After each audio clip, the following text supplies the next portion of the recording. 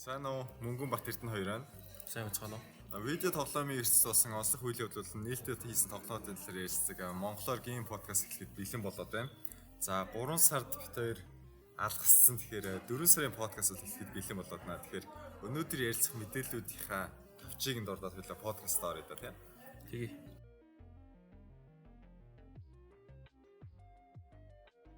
За миний бэлдсэн мэдээлэлүүд болохоор Halo-гийн Master Chief Collection гэж гарна гэсэн. За Microsoft-ийн ажилчид American Aerospace-ийн HoloLens-ийнхаа гэрээг эсэргүүцэж байгаа гэсэн байсан. За Google Stadia гэдэг Google өөрийнхөө нэг тоглоомын стриминг төгөөрлийг танилцуулсан байсан. За тэгээд Left 4 Dead-ийн хөгжүүлэгчдийн шинэ тоглоом Skyrim Remake-ийн дүүр нь одоо дараагийн тоглоомд орно. Apple Arcade гэдэг Apple-ийн тоглоомын subscription үйлчилгээ, Бүжний эсний Gollum-ийн талаар шинэ тоглоом. Тэгээд EA-ийн 350 хүний ажилтны цомхтгол болсон гэд жижиг мэдээллүүд бол байна. За миний хувьд бол бэлдэж ирсэн мэдээлэл гэх юм бол Time Lapse of Future гэдэг ирээдүйг зөвхөнс нэг таамагласан маягийн бичлэгийн талаар. За тэгээ Google Work from Home гэсэн ажил явах систем сайжирсан талаар ерөнхийдөө мэдээлэл бэлдэж ирсэн байна. За тэгээ Total War Tricking Dome гэдэг тоглоом гарах гэж байгаа одоо тэрний талаар товч ярина. За тэгээ Nintendo Switch дээр гарч байгаа энэ тоглоомны талаар. За тэгээ тоглож үзсэн тоглоомны талаар ярих гэж ирлээ дээ. За 3-4 сарын үед болохоор битүүрийн яг одоо миний үед бэлдэж ирсэн тоглоом гэх юм бол Sekiro Shadows Die Twice гэдэг Souls маягийн Япон савартай тоглоом байгаа. За Division 2 гарсан.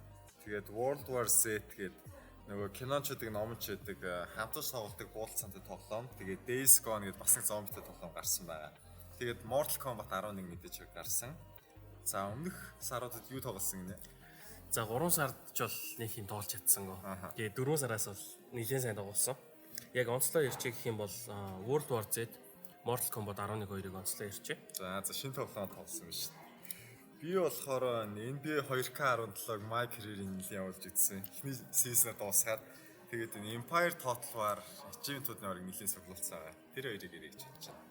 За тэгээд подкастын төгсгөлд дараачийн геймплейн тухайн тэр ер нь ойрын сони ашна яриад явна. Өнгөрсөн сарын үед болохоор Metro Exodus-ыг тоглож гүйцээсэн байгаа. За эдгээр бол бусад мэдээллийн дэлгэрэнг өнөөдөр хөлөө ярилцах нэ.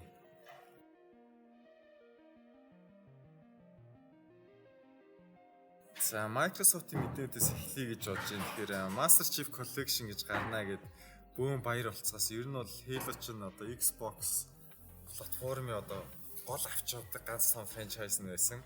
Тэгээд яаж ч нөгөө Xbox One ч сүүлийн жилүүд ер нь одоо гарсан генерашн бол нэг онс солон гарахгүй байж байгаа ингээд өнгөрчлөө л дээ. Тэгээд Xbox нэг сонирхгүй байдаг. Гэхдээ Halo бас тогломоор байдаг. Тэгж бодож явжсэн бас над мэд зөндөө олон бас байсан байх. Ямар ч сан Master Chief Collection гарнаа гэсэн байсан. Тэгээд тоглоом болгоныг нь collection гэхээр цогтуулгаараа гарч байгаа. Тэгээд энэ ч болохоор анхны тоглоом Combat Evolved, Halo 2, Halo 3, Halo 3 ODST, тэгээд Halo 4 гэсэн тоглоомод бол багтнаа гэсэн байсан. Тэгээд энэ PC дээрээ тоглоомод түгээмлэдэг нөгөө Field of View FOV-г нь одоо дэлгэсэн дээр хэрэг юм харагдахын тааруулж болдог тохиргоо байна.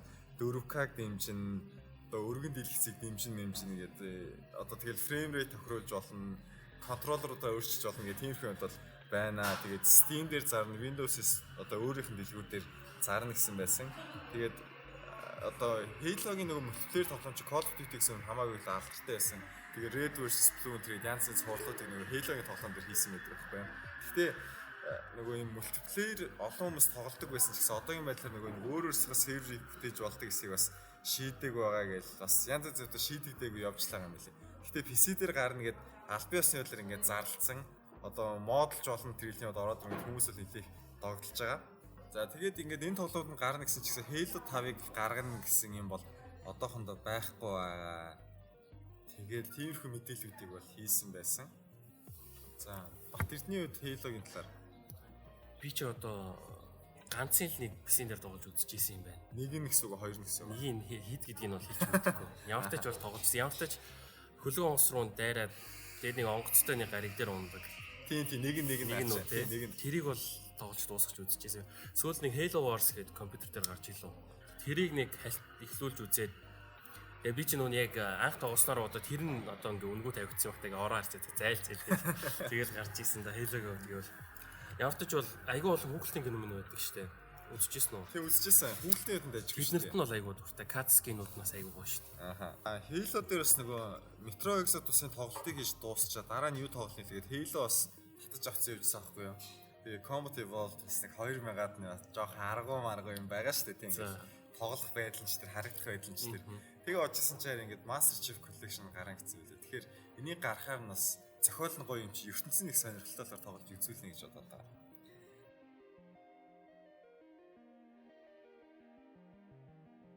За Microsoft-ээр үргэлжлүүлээд ярихад энэ чи Америкийн аримтай HoloLens гэдэг нөгөө augmented reality ингээд шилээ зүгхэд бодит байдал харагдана. Тэгээд тэрэн дээр нь ингээд хийсвэр зүйлс дүрсүүд, функцүүд юу гэдэг тийм үед харагдаг юм Microsoft-ийн бүтээгдэхүүн маш тийм. Тэрийг н Америкийн аримтай нэг гэрээ явуулаад одоо батлан болохын зорилгоор цэрэг дайны зорилгоор ашиглана гэд нэлээд том гэрээ байгуулсан юм билээ. Тэгээд хэр том гэрээ вэ нөхрийн 479 сая долларын хэмжээтэй том гэрээ гэсэн байсан. Тэгэхээр одоо баг Avengers-ийн том CGI дүрсэн блокбастер кинод хийдэг хэмжээний том зардлаар ийм том гэрээ байгуулсан байна. Тэгээд энийг болохоор Integrated Visual Augmentation System гэдэг. За ингэж нэрлсэн системийг бол оруулж ирнэ гэсэн байсан. Тэгээд өнгөрсөн оны 11 сарын 20-нд гэрээгээ байгуулсан юм байлээ. Тэгсэн чинь одоогийн байдлаар болохоор энэ зарим ажилчид нь одоо гомдол удирдлагуудаа хөрвүүлсэн байна л да. Microsoft юу гэж хэлсэн байна вэ гэхээр бид нар одоо энэ цэрэг дайны холбоотой юмдыг бол одоо хөгжүүлэх гэж энэ чи ажилд ороогүй. Одоо ийм дайн байлдааны зорилгоор хүний одоо амнаас хүрэх юмдад бид нар ажилламаарг байна гэдгийг бол илэрхийлсэн байсан. Гэтэ одоо туслах угаас бараг боломжгүй болчихвол юм тийм. Тийм. Гэтэ одоо удирдлагууд нь тийм шийдвэр гаргасан байлаа гэд хүмүүс нь заа зэгээд сүх талаад үхэр амар гэдэг шиг ингээд байхгүй. Одоо ёс суртахууны өнөөс би ч эсэргүүцэж байна. Бид нар эсэргүүцэж байна гэд ашаасаа халагдахаас айхгүйгээр ч юм тийм ингээд хэлж байгаа бол айтайгаа санагдаж байна. Гэтэ ингээд одоо технологийн дэвшил чинь компьютер ч угаасаа нэг цэрэгдээний дээр зорилгоор үүссэн, интернет бас цэрэгдээний зорилгоор үүссэн. Тэрнээс тоглоом гарч ирсэн байгаа байхгүй тийм. Тэгээд одоо буцаад энэ ч гарч ирсэн дэвшил буцаад цэрэгдээнийхээ зорилгоор шилжиж гэсэн нэг юм харагдаж байна л да. Тэгээд өөр юм гэх юм бол нөгөө Xbox-ын гар марыг чи ингээд дрон удирдахад ашигладаг гэдэг тэр зургуудаас явцсан байсан шүү дээ. Тэгэж одоо бидний үеийн залуучууд тэр одоо ингээд айранд оржлаа. Тэгээд тэд нар ч нөгөө гартаа байж дасан юм яг л нөгөө контроллерууд наваад байхгүй юу. Хамаагүй амар болох юм шүү дээ. Арай л дасцсан юм аа гэж. Тэгээд тухайн үедээ болохоор Microsoft-ийн удирдлагууд нь зарим нь бас нөгөө нэг энэ гэрээгээ хамгаалсан ажилтаа буруутгасан төлөвлөлт оруулж ирсэн юм билээ. Гэтэ бол нэлээд олон ингээд эсэргүүцсэн байна.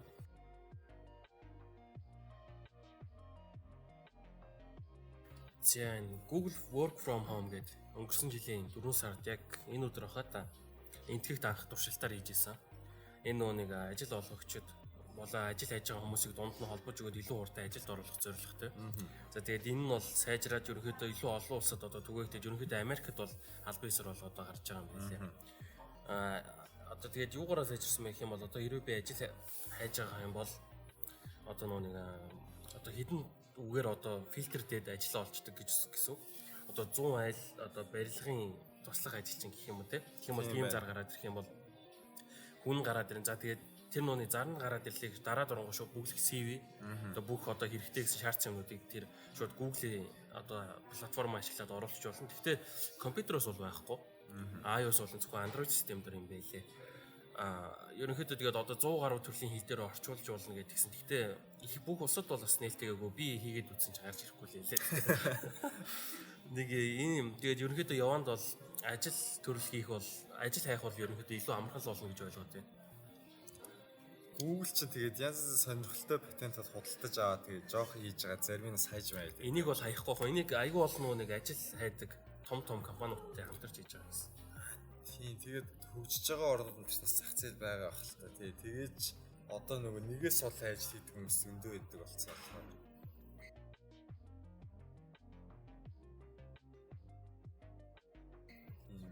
Google дээр надад юм мэдээ байна. Google Stadia гэдэг өөрсдийнх нь нөгөө тоглоом стримингийн үйлчлэгийг өөр аль биесээр танилцуулсан байлээ. Өмнө Бат Эрдэнэ ч гэсэн ярьжсэн, оны өмнө ч гэсэн ярьжлээсэн Google нэг юм хийгээ яваад байгаа гэсэн байсан. Тэгээд тэрийг бол танилцуулсан. За Stadia гэдэг нь болохоор яг нэг юм одоо нөгөө гэртөөдөг телевизийн box Innovation Sky гэдэг юм шиг бол биш. Зүгээр одоо энэ нэг онлайн платформ гэх юм уу да. Одоо интернетийн сүлжээ, компьютер, телевиз юм утаснаас ингээд холбогдоод тоглож болно гэж байгаа. Тэгээд тайзан дээр тэрийг тоглож үзүүлж байгаа байхгүй. Эхлээд консолоор тоглож байгаа, компьютер дээр тоглож байгаа, утас руугаа тэрийг стримигээ тоглож байгаа. Тэр нь бол их дажигсан Pixel 3 дээр тоглож үзүүлээд байсан. Тэгээ ингээд нэг тоглоом үргэлжлүүлж явж байгаад бүх юмаа ингээд daарлаад тавьцаа байхгүй. Компьютер утас таабнуудаа ингээд тэгэл тоглолцсон юм ингээд дараачих нь аваад яг үргэлжлүүлээд яваад байгаа нэг зэвүүс нэгдсэн. Тэгээд Stadia controller гэдээ бас нэг юм гаргацсан билээ. Тэрийг бас ашиглаж болно гэсэн байсан. Xbox-ын гартай Xbox PlayStation гар хоёрын нэг эвлэлийн зөвгчийг л харж илээ. Тийм юм байсан. Консол шаардлагагүй тэг хүсэх юм бол контроллер аваад тоглож болно гэдэг нь хайтаагаас гэдэг та. Stadia тэгээд юу санал болгож байгаа юм хэрэг тоглоомуудаа 60 FPS тэгээд 4K хүртэлтэй нэгтрэлтэй байж болно гэж Google-ийн Мажад Бакар гэж юм бол яриад байсан. Тэгээд ирээдүйдээ болохоор бүр 8K хүрж болно 120 frames per second бол хүрж болно гэсэн байсан. Тэгээд Chromebook дээр тоглож үзүүлээд байгаа байхгүй. Chromebook чинь нөгөө MacBook Air шиг нэг олигтой нэг хүчин чадалтай биш. Ажил хэрэгч юм нэг хөнгөн хэрэглээний зорилгоор ашигладаг. Тийм дээр ингээд тийм орчин үеийн AAA тоглоомыг тоглож үзүүлээд байгаа юм л да. Тэгээд энэ зөвхөн интернетийн сүлжээгээр дамжуулж тэрээр тоглоод байгаа нэг айтайхан ч гэсэн нөгөө сайн интернет холболт, найдвартай интернет холболт хэрэгтэй. Тэрийг санах хэрэгтэй болчиход байна. Тэгээд Google энийг хайчихгүй бол их ирээдүйтэй айтайхан л биш харагдаад байна. Тэгэхгүй ингээд $2000 нэг лаптоп, компьютер угсрах уу эсвэл зүгээр хямдхан компьютер аваад гайгүй интернеттэй мөртлөө сорилсон тоглоомод нэг сарын subscription төлөөч юм тоглолцдог бол тийм. Амарсан бол их дайггүй юм байгаа юм. Тэгээ хүнд лаптоп нь тэр үүрж авахгүй хэр аяга амар байгаа байхгүй юу? Компьютер чинь тэгэл лаптоп чид 3-4 хил юм болчиход байгаа. Хэрвээ тэгээ цаашдаа өгчих юм бол ганцхан тоглоом биш тэгээд бүх юм бол хувирах л байна. Тийм шүү дээ. Видео анслаг програм тэр ингээд аваач болдог бол ястай амар юм. Тийм. Тэнд хамаагүй хурдан эдит хийгээд рендерлээд гаргаад ирэх компьютерууд байна те. Тийм шүү дээ. Рендер хийх гэдэг чинь тэгээд яа өөр нэг гой санагдаа явчихлаа байхгүй ч гэсэн дээ. харин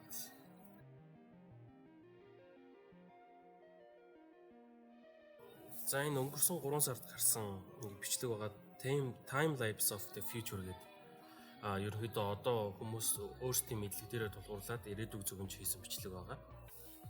За тэгээд энэ хөвчлөгийн дээр бол бүр одоо хэлж чадахгүй одоо тийм жил хугацаа өнгөрсний дараагаар юу болох вэ гэдгийг таамагласан тийм зүйлийг бол харуулдаг. Одоо триллионны араас дахиад триллион тэрний дараах триллион жилгээд ерөнхийдөө тэгээ үзэх юм бол их сонирхолтой нэг 20 минут имжлэг болсон байсан. За тэгээд бичлэгнийх нь юу гардаг талаар нь ярьж байгаа жоохон сонирхолтой болгоо яачих тий. За яг хөө эхлэл хэсгийг ярьчихгүй да одоо ингээд нөгөө дэлхийн бүтээн байгуулалт тэгээ дэлхийн геологийн өөрчлөлтүүдээс эхлээд манай нарны аймаг явж ирсэн шүү дээ тий. Тэр дэлхийн бүтээн байгуулалт тэр нэг 10 секунд гарсан уу гэр гэж дууссан. Манайхан ямар тач.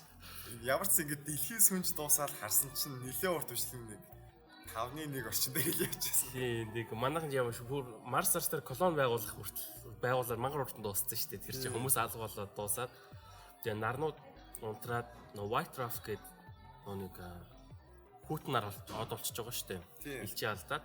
За тэрний дараагаар бол нар нь бүр сөнөө тэрөө ингээд алга болчих юм бол гаригууд таталцах хүчгүй болоод ингээд чөлөөтэй сансарч явж эхэлнэ. Тэгээд ерөнхийдөө өөр хоорондоо мөргөлдөөд одоо ерөнхийдөө гэрэл гаргаж эхэлнэ гэх юм бол тэгээд тэгж явсаар байтал хамгийн сүүлд нь хар нөх үлдчихэж байгаа юм.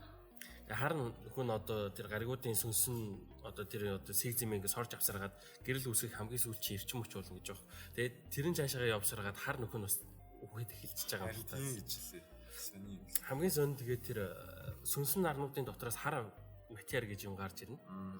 Тэгээд тэр хар матер нь яаж хэлээд сүүл рүү хар нөхнүүд нэгнийгээ сороод тэнэг томныг хар нөхнөх болно гэдэг. Тэгээ бүр цаашаа яваа. Тэгээд одоо хүндрэлт хар матер гэж юу болох мэдэхгүй болохоор цаашаа юу болох мэдэхгүй нэгэд дуусчихлээ. Тийм хоёулаа адилхан бичлэг үзсэн шиг байна. Тэгээд Isaac Arthur гэдэг нэг залуугийн чанал гэдэг байхгүй. Тэрнчээ ингээд шинжлэх ухааны янз бүрийн нэг санаатын талаар ярилцдаг.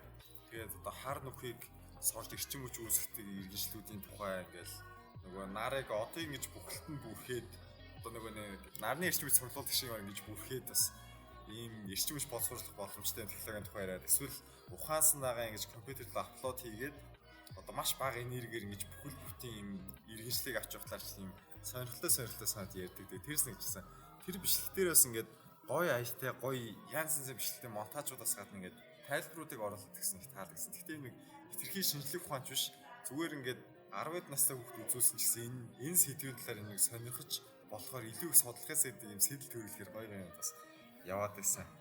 Тэгээд нөгөө хар материйн хувьд болохоор бас хар энерги гэдэг нэг юм байгаа юм билээ.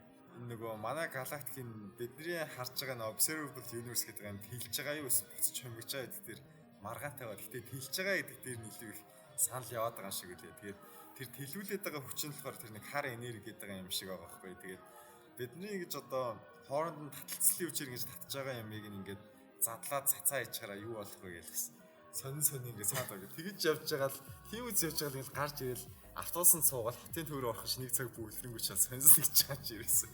Юу чи гэдэг гэж хатагдгаар байсан. Тэгээд нөгөө Universe Sandbox гэх нэг тоглоом байдаг лээ Steam дээр. За Нарны аягийн тэр явж байгаа хажууд нэг хаар нөх юм ов тайвангууд ингээд таталцал юм ингээд өөр болоод ингээд сөнж байгаа байхгүй. нөө нэг нарны дэлхийн тойрог зам амыг өөрчлөөд айгуу сонирхолтой тоглоом байсан. Сүүл рүүгээ дэлхийг хаанагч олох болчт юм. Харин тий. Тэгэл хордлуулаад удаашруулаад янз янзын нэмж хасаал.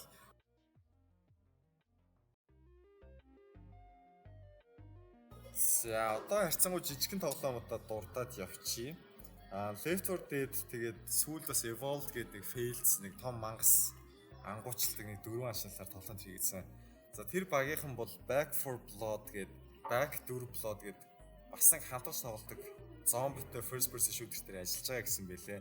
Left 4 Dead тэгээд төстэй ер нь тоглогчид хоорондоо байлж болно. Өөрсдийн гэсэн зохиол үйл явдалтай. Гэхдээ Battle Royale горин бол байхгүй.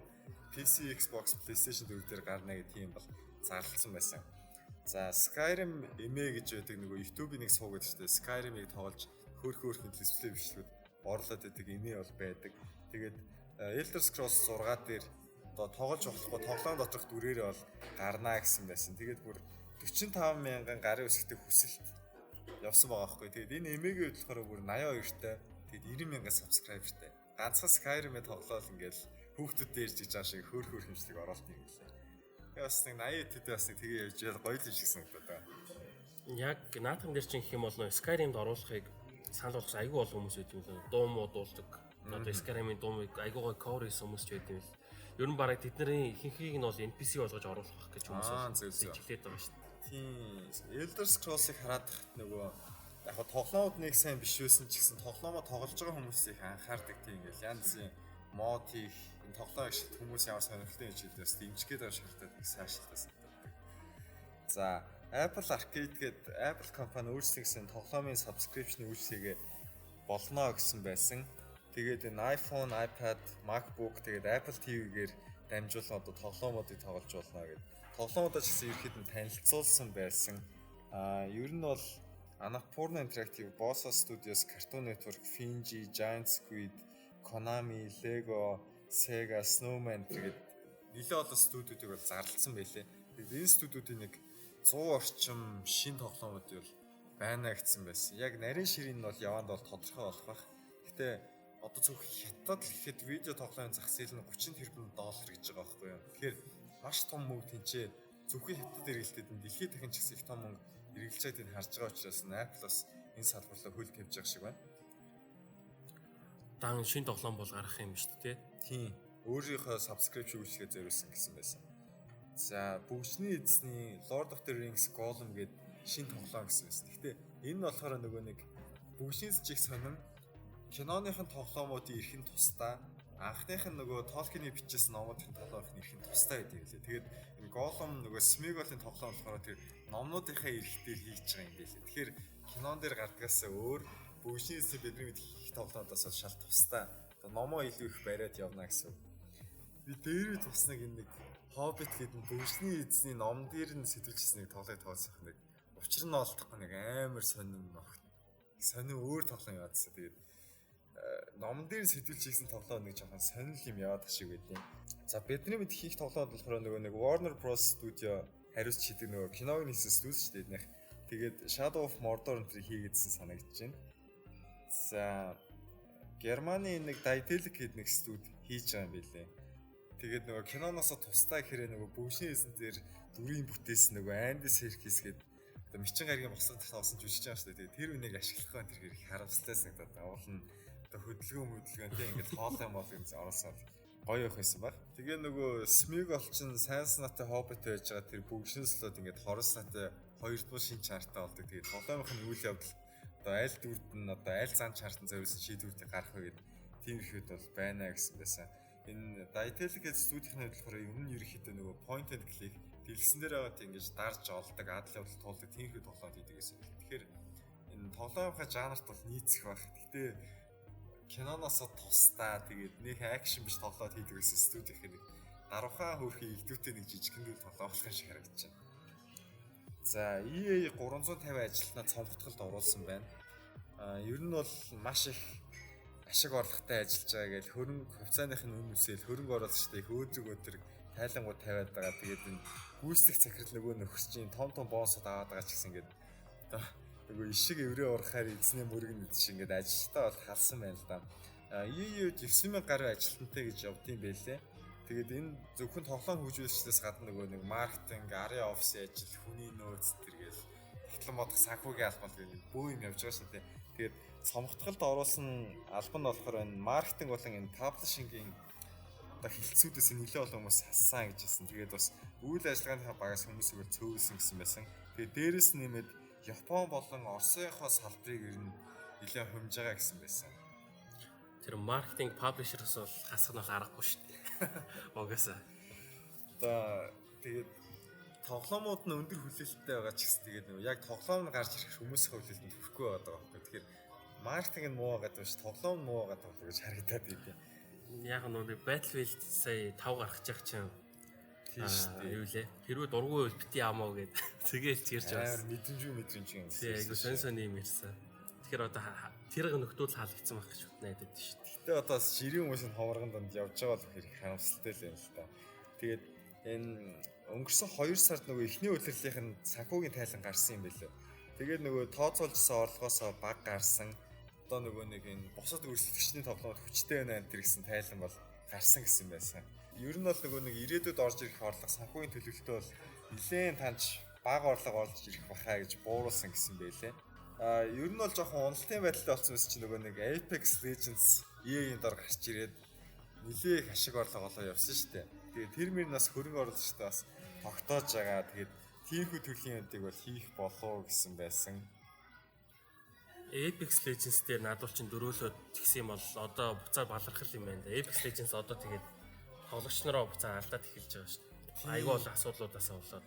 Тэгээд нөгөө сая Apex Legends чинь хичнээн аккаунт бандсан ч хэлээ дээ. 300,000 гэлээ. 325,000 гарсан. Тийм нэлээд том таарсан шүү. Тэгээд бандахтай зүгээрс нэг аккаунтаар нь биш компьютертэй hardware ID гэж лээ. Тэр нь болохоор нөгөө нэг сүлжээнд холбогддог одоо нөгөө утасны сериал дугаар гэж байдаг шүү. Тэр нөгөө од чагт тийг юм хийхээр гарч ирдэг. Тим юугаар нь яг үгээд одоо PC-нд тоглож байгаа тэрийг бандуулсан бол өөр хүн орж ирэх тоглох боломжгүй болчихж байгаа байхгүй жишээ нь. Тийм хүн нэлийн юм явж исэн. За гэхдээ энэ Apex Legends-ийн нөгөө нэг EA-ийн хүмүүсийн яриад байгаа нөгөө нэг тоглоомыг үйлчлэгээ болгоод хүмүүс нь тоглонгоо дандаа ингэж мөнгө төлж явж идэг тэр бизнес загвартай их нийцсэн юм байгаа байхгүй. Тэгэхээр ийм төрлийн үед бол ирээдүйд арай гарч ирэх болов гэж бодогдоод байна. Fortune сэтгүүлийн вебсайт дээр линк хязгаартай тавьчихсан тэрийг л уншсан. За HTC Vive Port гэдэг HTC чи өөрөө гэсэн нөгөө нэг virtual reality нэг шил байгаа шүү. Тэрнийхээ бас нэг subscription үйлчлэгийг бол гаргаж байгаа юм билээ. Тэгээд сарын $12.99 гэхээр $13. Тэгээд жилээр нь авах юм бол 99 тэгээд юм билээ. Тэгээд нөгөө бид нар чинь нөгөө virtual reality юм авах юм бол ингээд ямар тоглоом тоглох учир нь олдохгүй ингээд яаж ингээд хэрэглээ нэг жоохон хязгаарлагддаг юм шиг харагдаад байгаа. Тэгэхээр ингээд энэ subscription үйлчлэгийг авах юм бол нэг 600 орчим тоглоом болон аппликейшн байгаа гэсэн байсан. 600-аар тоглоом гэхээр наадах чи ихэнх нь нөгөө нэг сенсорны юмнууд байгаа хтай.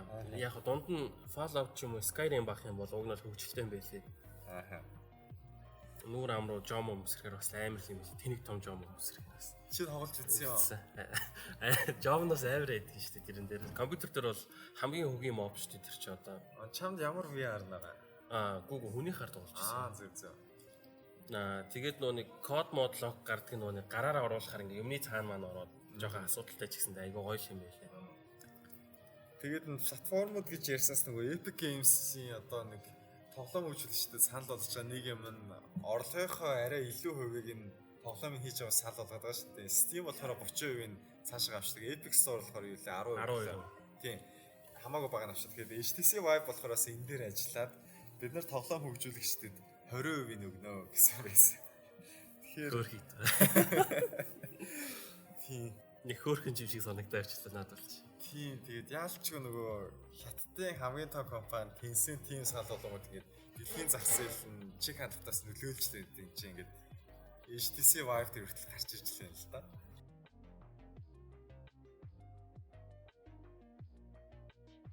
За чиний жижиг мэдээ. Жижигхэн мэдээ гэхээс өмнө юм ямар ч тач хүмүүс жоохон дуршлаг хуримтлуулсан юм уу гэдэм үү гэдэг. Epic Games ерөнхийдөө бол ашиглаад эхэлсэн. Өгнө өгөө дургүй байсан. Гэхдээ одоо тэрэн дээр аккаунт үсгээд тоглоомд толцсон байгаа. Аха, юу юу татаа? Нилээд тоглоом татсан. Биний яг анзаарсан юм гэх юм бол одоо Epic Games-ийн хамгийн гоё давуу тал нь гэх юм бол одоо нэг мөнгөний яг одоо яриад байгаа сте одоо нэг илүү бага их хөө гэдэг тэр нь тоглогч дээр бас айгүй гоёор гарч ирж байгаа. Рубль долларын зөрүүгээрээ одоо Steam дээр бол нэг мөнгөө одоо солиулчих юм бол дахиад одоо өөрчлөх боломжгүй байдаг та. Валютаа солиулчвал одоо доллароос рубль болгочих юм бол харин тэгээд бас солиулах гэж бас тэр чинь нэлээд одон заавал VPN ашиглаж шууд солиулна айгүй ядаргаатай тэр нь. Харин Epic Store-ын яг энэний эсрэг нь хийсэн юм уу яасан хэрвээ мөнгөний хуулиатыг солиход хүснээрээ 5 минутын дотор шууд орчин браузер ашиглаад доллар болгоод мөнгө нэг тоглоомынхаа үнийг харж одоо өөрийнхөө мөнгөлөө хөврүүлчихэд рублээр нэг харж үзэж байгаад аль хэмтгнаар гол нь тэгээд бас заавал рублээр нь хэмтгэн гэхгүй байлээ л тий. Би сая Exodius авах гээд харсан. Exodius ч бүх хэмтэйгээ нэг $30 гэдэг хэлсэн байсан юм. Хэмтгэн байх шүү. Харин рублээр гэсэн жоохон 3,000 рубль лөө нэлээд үнэтэйс аахгүй. Чи 40 дэд байгаа шүү дээ тийм. Тэгээ харьцуулаад үзэхэд бол доллар нь хамаагүй хэмтгэн байлээ. Ааха. Ерөнхийдөө тэрнгээр бол айгуугаа таалагч. Тэгтэл эн чим сүүл нөө нэг яг ингээд тоглоом аваад онлайн тоглоом тоглосон чи сүлжээ нас серверүүд нас арай л юм байлээ. Тийм үү. Тэгээд ингээд хэрэглээд үзэхээр нөгөө нэг хэрэглэгчд зориулсан үйлчлэгээр маш бага байна. Дэмжлэг байхгүй. Угаасаа юу ч байхгүй тийм чи.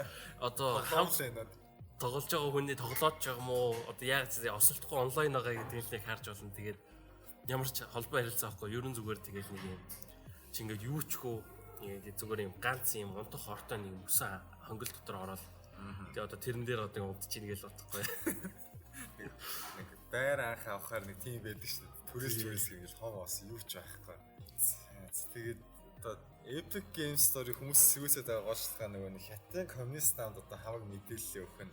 Тэгээ компьютер дээр нэг юм суулждаг. Тэгэл бусад мэдээллүүд нь ч гэсэн одоо нэвтрэх боломжтой гэж харагдаад байгаа. Гэтэ ингээд нөгөө талаас нь бодгоо Steam-ч гэсэн одоо CIA ч юм уу тий Европын бусад тагнуулын газар тэгэл нэвтрэх боломжтой байж л таараа. Тэгээд хятад мэдээлэл хөө Америкт мэдээлэл наач нөгөө үндэстний ялгарлан үзэл юм шүү. Хятадууд гэхээр жоохон дургу байгаа юм. Яг нөгөө нэг одоо хэдэн мянган жилийн түүхээр үзэхэл бидний нөгөө харьцан уламжлалт дайснууд тэгээд Европуудтай бидний харьцдаг байсан болохоор магадгүй Америктэй Мексик шиг хилдэг байсан бол Америк гэж гараар хятадны илүү дайжгүй юм шүү гэж бодогдтол байсан баг л та. Тэгээд бодчихлаа.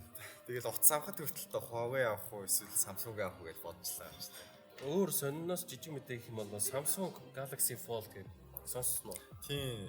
Тэгээ бас Huawei бас нэг тийм утас гаргацсан байлоо. Huawei-ийн мэдгүй Huawei-ийн камера Xiaomi-гийнх байлоо эсвэл тийм утсыг нь гаргасан юм байна. Ямар ч нэг хятад бас нэг юм хөмж болдог утас. Тэгээд Samsung-ийн хөмжлөг утас харсан чинь нэг онц юм шиг санагдав. Гэхдээ ямар ч технологи нэг анхны одоо үеийнх нь нэг яал гэдэг шүү дээ тийм. Гэхдээ ингээд цааш илүү олон боломжуудыг нээглэл хүмүүс тэрийг ч гоё юм хийвэл яг худалдаж авмаар юм гарч ирэх л байл гэдэг. Яванд бүр гоё болох байх. Гэтэ энэ юу вэ нөө дэлгэцний асуудлаас нь болоод гарах хугацаа нэлээд очлогдсон байсан гэнэ Galaxy Fold. Ааха. Яагаад вэ гэхээр дэлгэцэн дээр нэм хамгаалтын наалт байгаа юм байна л да. Тэрийг өрөөс хуулж авч болохгүй. За. Тэрийг хуулж аваад нөө тэр чинь нугалардаг үс дэлгэцэн голоор нугална. Тэрийг ингээ голоор нугалахаар эвдэрчээд байгаа юм гинэ. Тэгээд урсгалаар авсан хүмүүс мэдхгүй тэрийг ингээ хуулцсан. Тэгээ эвдэрлээ гэдэг. Тэгээд ерөнхийдөө тэр алдаагаа засгаад ерөнхийдөө одоо ажиллаж байгаа юм лээ. Уг нь бол тэр наалтдаг байх юм бол 200 мянган удаа ингэж нээж хаахад бол зүгээр байна гэсэн аахгүй. Энэ бол нэг өдөрчий 100 удаа уцаа нээж хаахад бол нэг 5 жил тисэх хугацаа гэх юм уу та. Зөв. Гэхдээ 5 жил ч утас өөр гэж байх тийм нэг үсрээл 3 жил гэж шүү дээ тийм. 2-3 жил. Огт засахгүйгээр 5 жил гэвэл байхгүй баха. Засвар авахгүй орч байх. Тийм би ч баг нэг уцтай бараг 7-8 жил явж үзсэн. Ямар утас юм бэ? Нэг Samsung-ийн Тийм үү? Юу илээ? Цагаан эс хоёр байсан юм аа. Тэгээ цагаан мартад зурцсан юм шиг сайхны хүртэл барьж ийсэн гэж. Чи одоо ээлж яриад байгаа юм. Одоо тийм. Ер нь тэгээд надад нэг уцсных амир чухал хэрэглээ биш болохоор тоохгүй яваал гэдэг байсан. Гэж байгаа сүулт бас бүр арай болоо тэр чинь бүр арай л амир гацж уцаад. S2 ч угаасаа сайн утсан шүү дээ. S3 бас бүр тасах байсан шүү дээ. Одоо миний команд явж ирлээ. За мэдээд болсноо. Мэдээ болсон.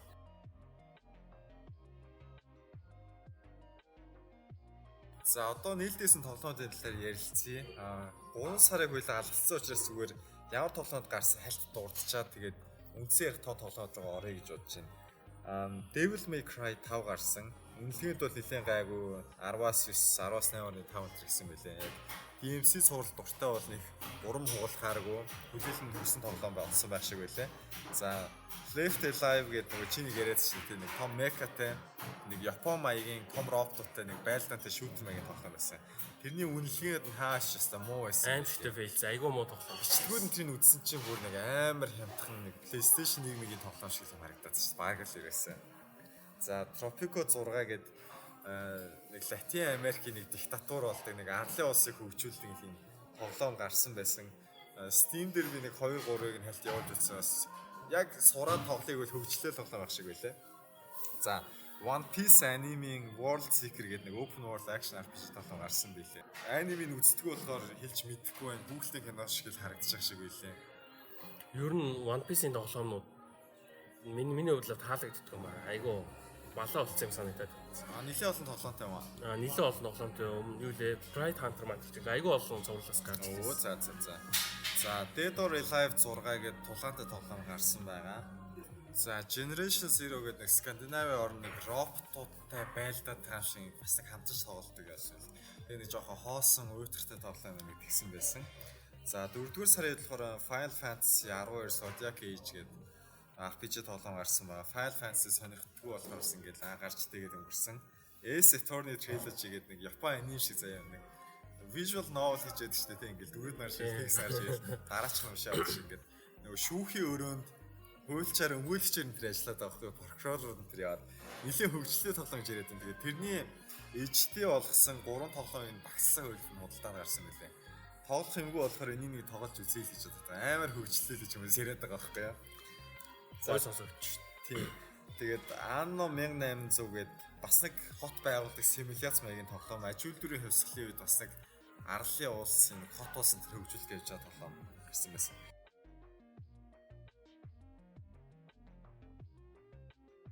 За өнөөдөр ярих тоглоом гэх юм бол Sekiro Shadows Die Twice ихлэл хоёулаа яриа да. Тэгэхээр Souls-like гэж одоо ярьдаг энэ Японы одоо From Software гэж сэтгүүлч байна.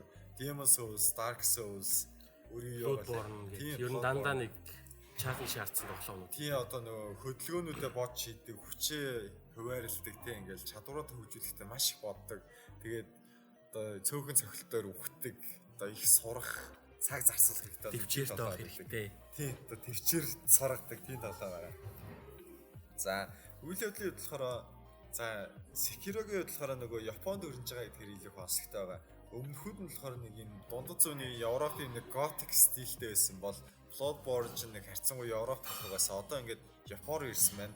1600-аад оны нөгөө Японы иргэний тайны ингээд дуусах төгсчихсэн үед л үйл явдал өрнөж байгаа юм л да. Тэгээд яг түүхэн тоглоом биш нөгөө ид шид үлгэр давгийн одоо зөндөө байдаг.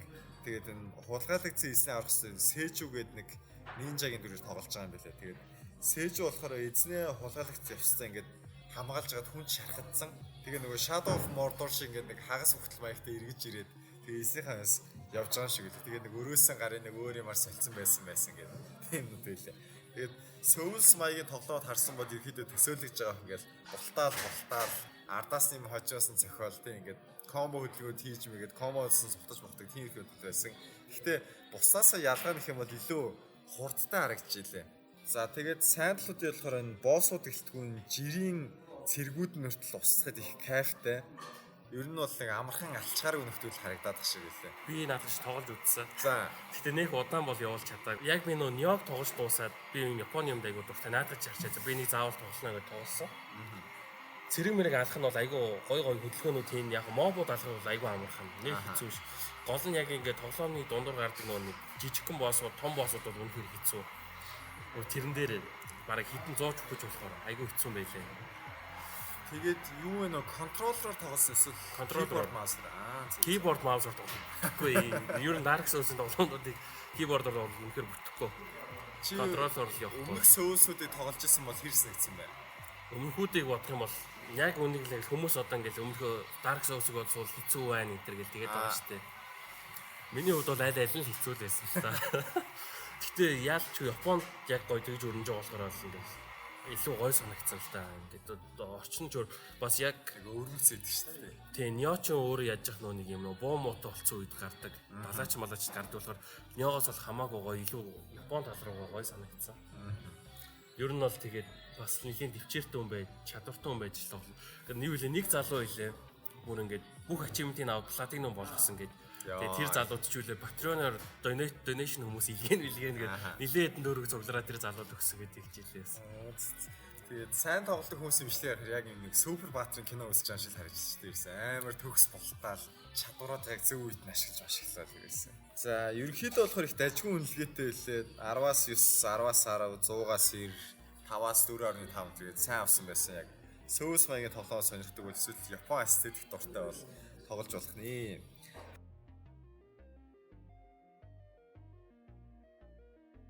Манай Бат Эрдэнэ дуртай Division цувралын 2 дугаар тоглоом гарсан байна. Онлайн шүүтер RPG. Ер нь бол лутер шүүтер гэж хэлж байна. Одоо энэ шинэ англи тоглоом байдаг болсон байна шүү дээ. Тийм macro transaction-аас хойш энэ тоглоом байгаа. За Шведийн Massive Entertainment Studio бол хөгжүүлсэн байгаа. Эднийх болохоор Division 1 дээр ажиллаж исэн. Тэгээд South Park-ийн Fractured But Whole, Far Cry 3 гэртээ бас багасаа ажлууд гүйцэтгэж исэн юм билээ.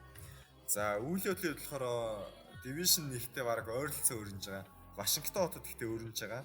Нөгөө нэг тэр дэлхийн сөнөх үйл явдал нь болоод өвчин таарад одоо Вашингтонт энэ 3 том бүлэглэл үүссэн байна гэлээ. Нэг нь болохоор хаяын агууд одоо хэд хэдэн гинт хэргийн бүлэглэлүүд, гинт хэрэгтнүүдийн цуглуулга заяа. Тэгээд Outcast гэдэг одоо энэ болсон үйл явдалт энэ удирдлага засаг төрийг шүүмжлээд тэрний эсрэг тэмцэж байгаа энэ нэг шашны хит даврагч маягийн нэг бүлэглэл байгаа. Тэгээд дээрэс нь нэмээд энэ True Sons гэдэг одоо нэлийн нарийн өндөржүүлсэн зохион байгуулалттай одоо цэрэгчлэлтийн байдалтай нэг шинээр өөрсдийнхөө эрх мэдлийг тогтоогсон энэ бараг шин засгийн газар шиг маягтай нэг бүлэглэгээд энэ гурван эсрэг тэмцээд одоо нэг өмнөх засгийн газрын хадлаа ингээд даалгаврууд биелүүлээд явж байгаа хүний дүрээр бол явж байгаа. Тэгээд хотоороо тэнж явж байгаа янз янзын даалгаврууд учраас янз янзын бүлэглэлүүд бас даалгаврууд биелүүлээд явж байгаа шиг харагдаад байгаа. Ер нь жоохон апдейт гарсан Division 1 гэж ойлгочих болно дөө. Тэгээд буудал цаал зэвсгээ сайжруулаад янз юм нэгээл хувцас өөр өнгөтэй болгоод яваад нэг тийм их тоглоом шиг харагдаад байна. Тэгээд тийм бас нэг сонирхтгүй одоо тийм байх юм бол ядаад нэг Borderlands чинь нэг амар өнгөлөг тэгээд амар галзуу байдаг шүү тийм. Тэгээд тэр хүмүүс жинхэнэ биш болохоор ингээд нүүрлүүгээ 1000 буудуулаад өгөхгүй байгаа ч гэсэн хүлээж авах тарьсан гайгүй байдаг. Тэгээд жирийн одоо малгайтай цаастай нөхөр ингээд хэдэн мянган буудуулаад өгөхгүй байх. Сонс хитаад яа. Гэтэ ингээд нөгөө bullet sponge гэдэг хитрхи олон буудууд гайг болгодог гэсэн ч гэсэн ингээд level 1-ийн буу, level 5-ийн буу ингээд ялгаатай ингээд л гэж бодогдоод байгаа байхгүй. За ер нь бол тэгээд Destiny, Anthem, Division 1 тэгээд ер нь Borderlands энэ ганцаараа тоглоод нэг жоохон мяа байдаг шүү дээ. Тэгээд тэр мөр бол нэг онц санагддаг бол энэ бас нэг татаад байхгүй бах. Үнэлгээнүүдийн хувьд бол нэг онц сан гэж магтаагүй ч гэсэн гайг мууг л ах шиг үлээ. 10-аас 8, 10-аас 9 мэс бол авсан байсан.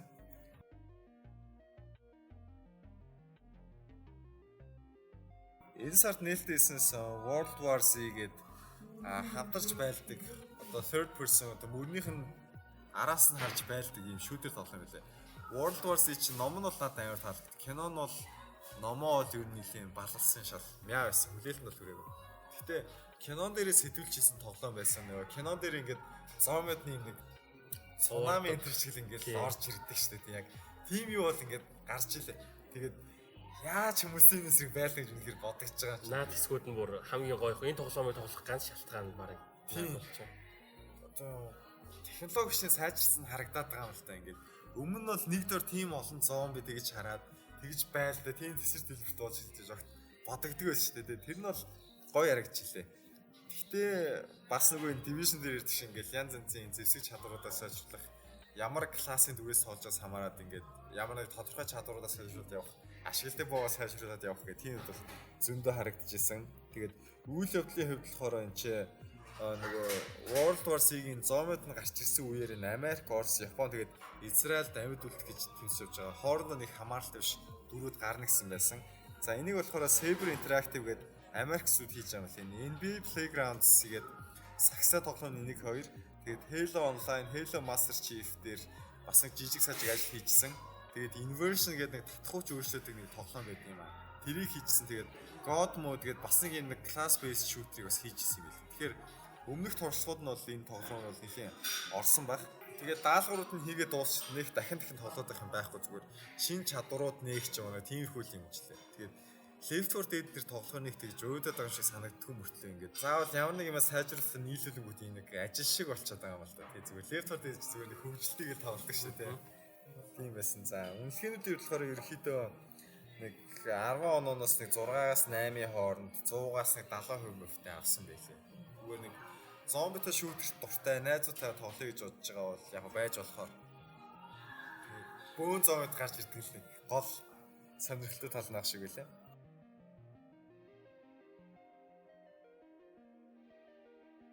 За бөөн зомби гэснээс одоо энэ Days Gone гэдэг E3-аар ч гэсэн танилцуулаад бас нэг хөөрхөн хүлээлт үүсгэсэн тоглоом байна. Энэ болохоор бас зомбид гараад дэлхийн сүнсийн дараа гарч байгаа нэг open world action RPG маягийн тоглоом байгаа.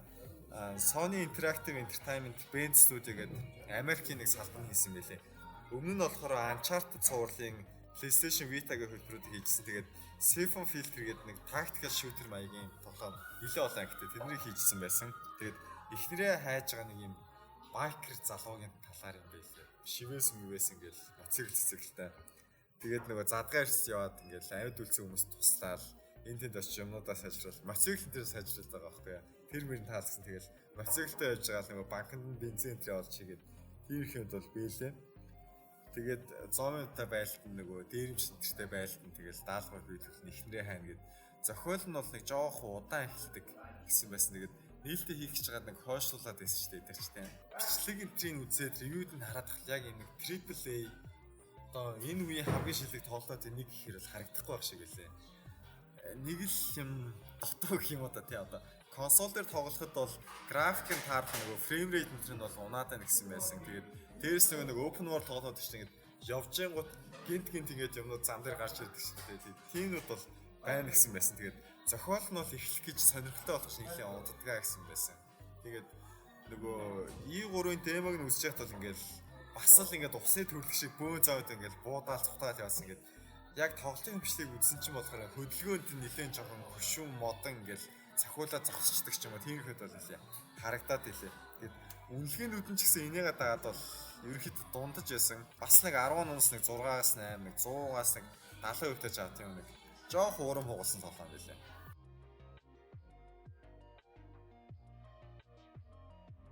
За 4 сарын хамгийн том тоглоом бол Mortal Kombat 11 байлаа. Тэгээд тулаан төрлийн тоглоом.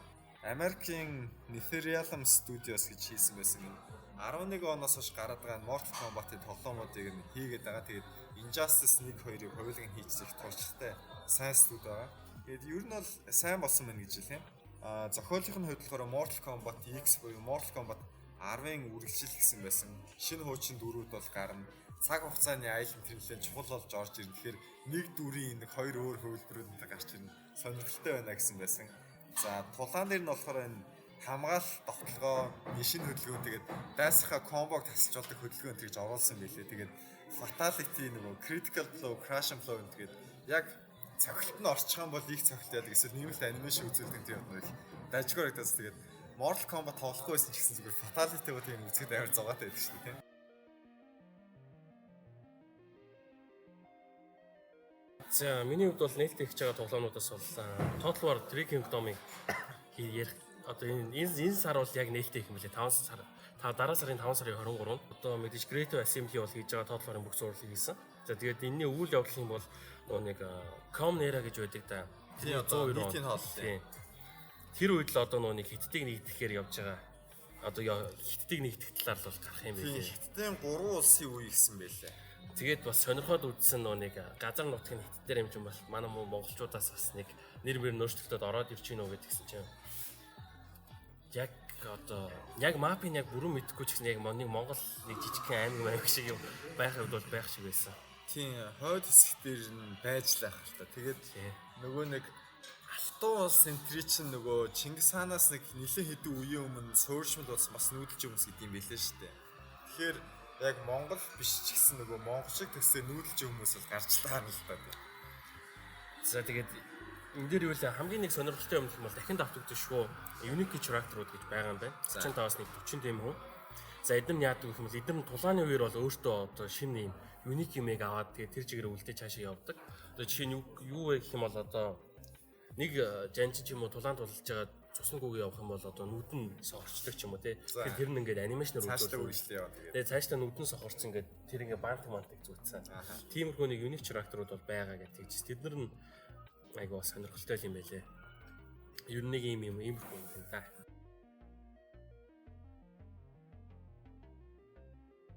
Одоо тоглож үзсэн тоглосон тоглоомнууд яах вэ? За тийм. Энэ сар юу тоглоом?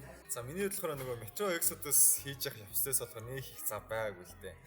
Яг бичлэг хийхдээ нэг тасралтгүйгээр нэг 3-4 цаг суух завтай үедэл хийж байгаа юм чи тэгээд богинохон бичлэг оруулаад тахаар нөгөө ажил ихтэй болоод нэг дээр суугаад ингээд бүхний нь орж амар санагддаг.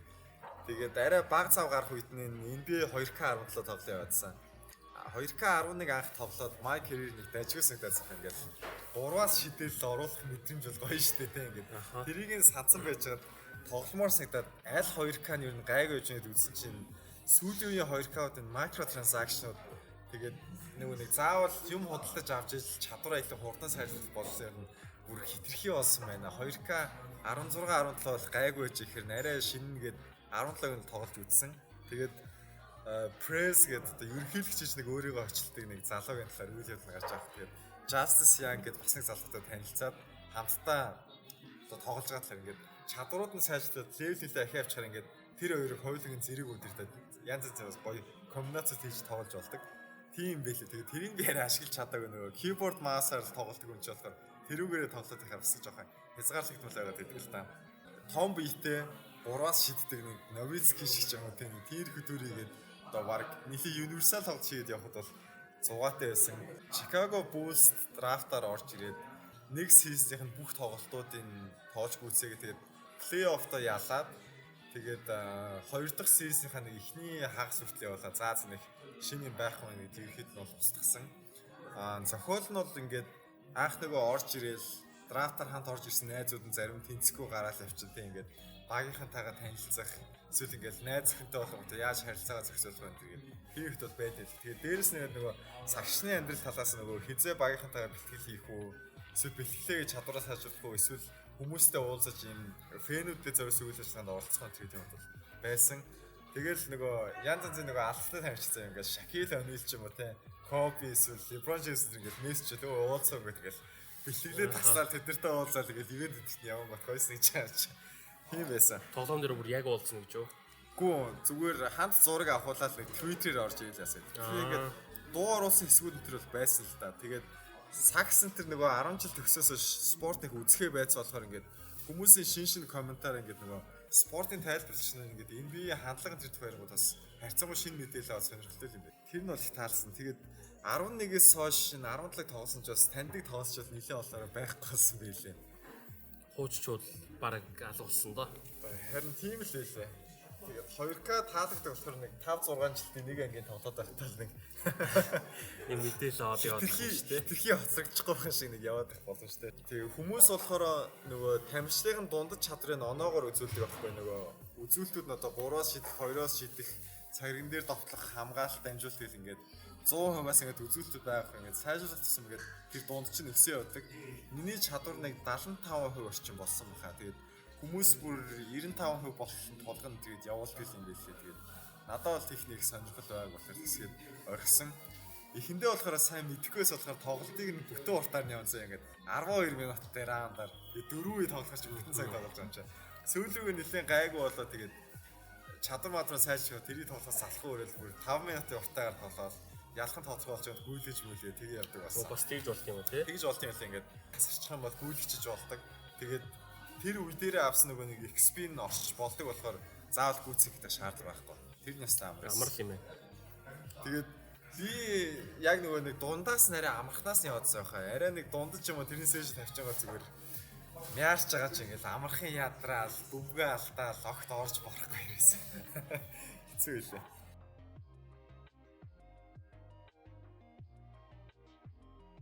За өөр тоглоом гэх юм бол Empire Total War-ыг тоглосон. Total War-ын би ер нь нэлийн том фэн. Тэгээд Rome 1 Medieval энэ төр бол миний хамгийн дуртай цуурлууд нь л та. Тэгээд сүүл үе нөгөө Ancient солигдсоос шинэ тоглолтод нэг тоглож үзээгээ болсон. Тэгээд Napoleon юм уу энэ Empire-ын тоглож үзье гэж бодоод achievement-уудыг харсан чинь Empire-ын харьцан гайг барагдсан. За Empire-ийн хэд болохоор 1700 онд үйл явдал үүсэж байгаа. Яг нөгөө нэг колоничлалын эрүү үе болоод нөгөө Америк төв нэгдээд Америкийг хувааж авч байгаа. Энд хиг рүү нөгөө Европын улс орнууд орж эхэлж байгаа талаар Латин Америкийг колоничилж байгаа талаар гардаг. Тэгээд Total War дундаа ер нь хамгийн том газартай гэж боддог. Европ бүтнээрээ байгаа, Эндхийг байгаа. Тэгээд Америк төв, Хойд Америк нь бол тэр чигээрээ Өмнөд Америкийн зарим хэсэг нь орцсон байгаа. Тэгэл худалдааны замуудаа хамгаалах, Европын бусад орнуудад тэмцдэг, тэгэл Эндхийг эзлэх, Америк төвийг хувааж авч хийсэх гэл зөндөө тэмцлүүд бол гардаг. Тэгээд Англи бол тэр үеийн бол яалч супер хүч байсан байлээ. Тэгээд achievement-ууд нь хийхийн тулд би Оросоор нэлээд явуулсан. Оросууд бас байгаа юм шүү дээ. Оросууд бас байгаа. Яг нөгөө нэг монголчуудын үлдэглийг хөөж гаргаад одоо нэг өөрсдийн гэсэн улсаа үүсгэж аваад тэгээд одооных шиг том улс болж эхэлж байгаа талаараа гарч галаа. Тэгээл Отман эзэнт гүрэнд тэгээд тоглолт талаасаа болохоор нөгөө нэг бууз зэвсэг илүү их орсон. Тэгэхээр нөгөө нэг цэргүүдээ шагсааж байгаа хооронд нь байлдуулах. Тэр мөр бол бас сонирхолтой байсан. Тэгэл ном сумтай цэргүүд, морин цэргүүд, сэлэмтэй цэргүүд дээр ашиглаж байгаа. Тэгэхээр нэлээд олон төрлийн тэгэл их буу тэр мөрийг ашиглаж болно сонирхолтой байсан. Улс орон зохицуулахлаасаа сонирхолтой юм юу байсан бэхээр нөгөө тэр үеэс ч нөгөө сэргэн мандалтын үе нэлээд хүчтэй явцсан байсан. Тэгээд хүмүүсийнхаа нөгөө шинжлэх ухаан технологи энэ сайжруулахын тулд ингээд судалгаа шинжилгээ хийх хэрэгтэй. Судалгаа шинжилгээгээ хийх юм бол нөгөө цэргүүд нь илүү хүчтэй болдог. Эсвэл улс орныхаа татварын орлого нэмэгдэх ч юм уу. Эсвэл далайн тээвэр усан усудаа сайжрах боловсрол олох юм ба тиймэрхүүд нь байдаг хэрэг. Тэгээд тэднийг нээхийн тулд нэг сургуулиуд байгуулах хэрэгтэй болдог. Тэгээд сургууль байгуулах юм бол хүмүүсийн боловсролын түвшин нэмэгдээд тэгээд нөгөө эдийн засгийн чинь болохгүй байна. Энэ улс орны зохион байгуулалт болох байна ингээд нөгөө бослого хийх магадлал нь нэмэгдээ явдаг. Тэгэхээр ингээд улс орны орчин үеижүүлэхийнхээ хажуугаар өөрийнхөө хяналтыг хүчтэй авч явах гэдэг энэ нэг балансыг тааруулах тэр хоорондоо нөгөө бусад улс орнуудаас технологиороо хоцрохгүй байх юм. Тэгээд тэр шийдвэр нь сонирхолтой байсан. Би тоглож үзэж байгаа учраас сая сонсоход бол бас нэлээд сонирхолтой. Наполеон одоо наатан дээр нөгөө нэг юм жигсэд зогсож бодолцдог үе шүү дээ. Би Наполеоны тоглож үзэх нөгөө морин цэргүүд айгүй хүчтэй байт юм байлээ. Одоо тэр Ром 2 дээр бол морин цэргийг бол light infantry ч юм уу харваач нар л явуулахгүй бол medium heavy явуулах нь ачуулдаг шүү дээ. Тэгдгүүн л яг морин цэрэг бол яг морин цэрэгээрээ байдаг юм надад бүр айгүй их таалагдчихсан.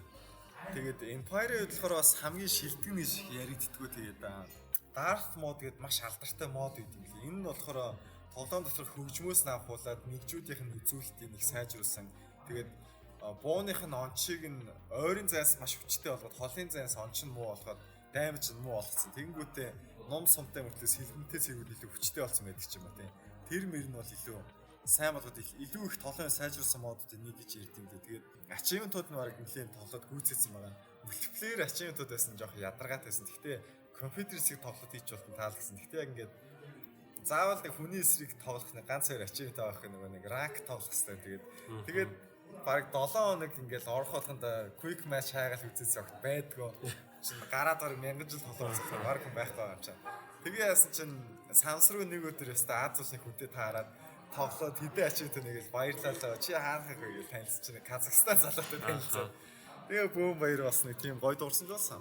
Хамтдаа achievement хийсэн юм шүү дээ. Тийм, хамт нэг 2 achievement хийгээд гоёс. Тэгээд одоо нэг хамгийн хэцүү achievement үлчээд байгаа 1 сая хүн алах хэвээр. Бусад achievement-уудын цуглуулчаад харахад бол нэг 70 эдэн мянгаыг хүнийг тулгаан хэлбэр дээр алаад дуусад бол их achievement-ууд л гүйцэж жилээ. Тэгээд 100 мянгаыг алах, 500 мянгаыг алах, 1 саяг алах гэдэг тоглоом бол гүйцэн. Тэгээд Total War-ын нэг шинэ тоглоом үзэхгүй бас нэг тойроо цутагаа бас энийг бас гүйцэсэндээ баяртай. Дараа нь Shogun тоглоор тоглоно гэж бодож байна. Эсвэл Napoleon тоглож магадгүй. Яг жагсааж аваад байлдах бол гоё юм билээ уулнаа. Уулнаа тий.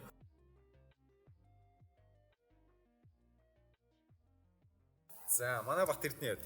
Өнгөрсөн сард бол нэлээд олон тоглоом тоглосон. За тэгээд хамгийн том тоглоомнууд гэх юм бол World War Z, за Mortal Kombat 11-2-ыг бол тоглосон байгаа. За тэгээд энэ хоёрыг бол тоглосон сэтгэлээс хаваалцахад тэгэхээр World War Z-ээс яг үннийг хэлэхэд бол нэг юм яг кинон дээр айгүй олон зомбинууд ингээд гიშрэлж байгаа тэр нэг том хан манд авдаг та. Тийм шүү дээ. Тэгэл ингээд амар гоё орж ирэл хүмүүс ч үсрээл нэг Нэг дээр авираа. Яг тэр яг үнэхээр тэгж их зомбинууд орж ирнэ.